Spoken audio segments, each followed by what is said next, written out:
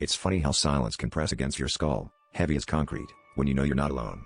Last night, the air in my apartment turned icy as I scrolled through my phone's gallery and found a photo of myself asleep, taken from the foot of my bed.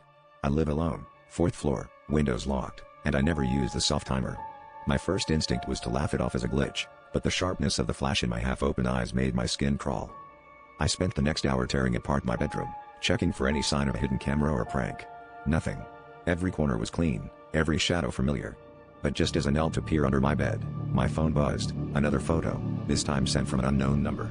It was me, moments ago, searching the room, and in the blurry background, a pale silhouette hovered by the closet door. I could almost feel its gaze prickling the back of my neck. Panicked, I called a friend to stay on the line while I rifled through every drawer and closet.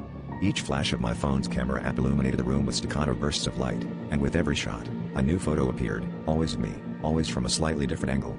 My friend's voice crackled with static, then faded altogether, leaving only the relentless clicking of the camera and my own shallow breaths. I finally turned the camera on myself, desperate for proof, and watched as the screen flickered. Behind my reflection, a dozen figures stood in the dark, their faces smeared and grinning, phones in hand. The last thing I remember is the eruption of blinding flashes, so many that the world dissolved into white, and somewhere in the glare, I could see them all watching, waiting for me to close my eyes.